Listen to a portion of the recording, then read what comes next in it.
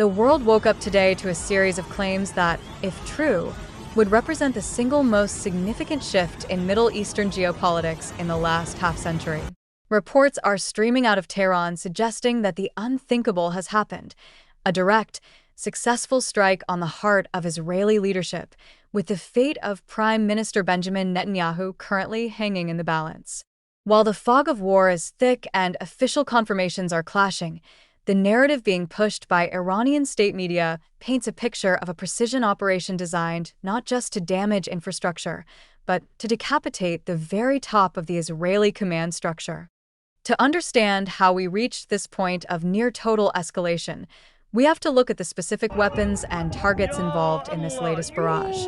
Iranian outlets, most notably the Tasnim news agency, which functions as a direct mouthpiece for the Islamic Revolutionary Guard Corps, are claiming that this wasn't a scattershot attack. They are reporting a surgical strike involving the Kheibar Shekan, an advanced ballistic missile specifically engineered for high-speed, long-range precision. This isn't just a rocket. It's a weapon built to bypass sophisticated air defense systems and penetrate the kind of hardened, unreachable facilities that house a nation's most sensitive military and political operations. The primary target of this specific deployment was reportedly a location that has long been spoken of in hushed tones, a secret, deep underground wartime command center in Tel Aviv, often referred to in intelligence circles and online as Bibi's bunker. This facility is meant to be the ultimate failsafe, a reinforced sanctuary where the Prime Minister and his top generals can direct a war even while the surface above is under heavy fire. Yet, if the reports coming out of Iran are accurate, that sense of invulnerability has been shattered. Iranian analysts are already framing this as a demonstration of their ability to reach any target, no matter how deep it's buried or how heavily it's protected.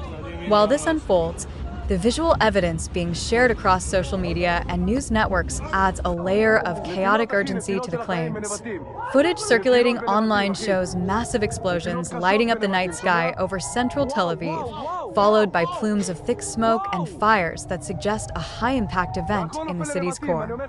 For those watching on the ground, the sheer scale of the destruction has fueled the speculation that something far more significant than a standard military installation was hit.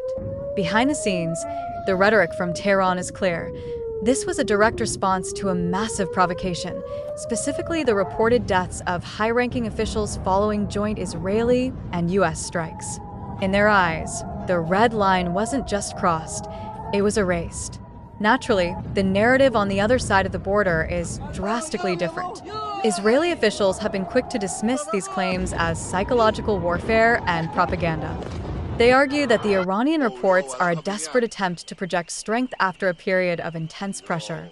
However, the silence regarding the specific whereabouts and health of the Prime Minister in the immediate aftermath of the strikes has created a vacuum of information. In the modern age of digital warfare, that vacuum is quickly filled with rumor and anxiety.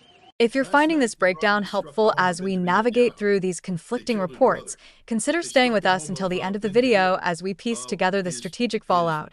And don't forget to subscribe to stay updated on this rapidly developing story. But even if we look past the immediate question of the Prime Minister's safety, the strategic implications of these strikes are undeniable. Iran is signaling to the world that the era of strategic patience is over. By targeting what they call strategic command centers and leadership infrastructure, they are attempting to rewrite the rules of engagement. For years, there was an unspoken understanding that while proxies might clash and covert operations might take place, the top-tier leadership of both nations remained largely insulated from direct kinetic attacks. If a Kheibar Shekan missile truly reached the area of Netanyahu's command location, that precedent has been incinerated. This escalation didn't happen in a vacuum, of course. To understand the intensity of this moment, we have to look at the reported death of Iran's supreme leader, Ali Khamenei. Tehran claims his death was the result of a coordinated effort by Israel and the United States, an act they view as an existential threat to the Islamic Republic.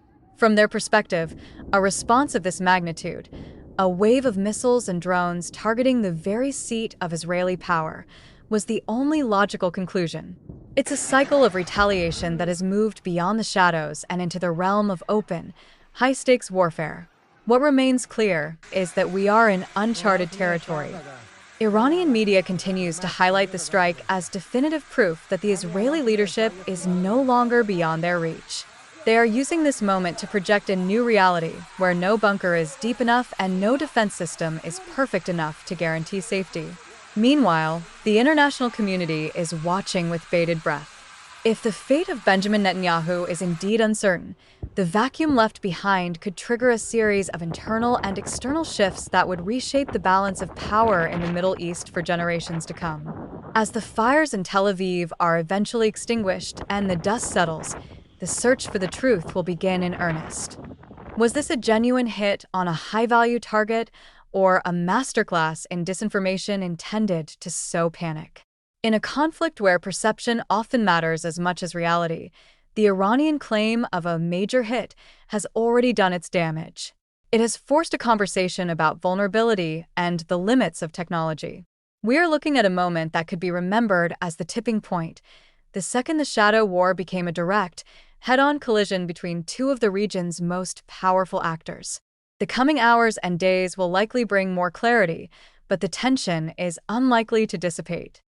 Whether the reports from Tasnim News are confirmed or debunked, the fact that we are even discussing the potential strike on a prime minister's bunker shows just how fragile the regional stability has become.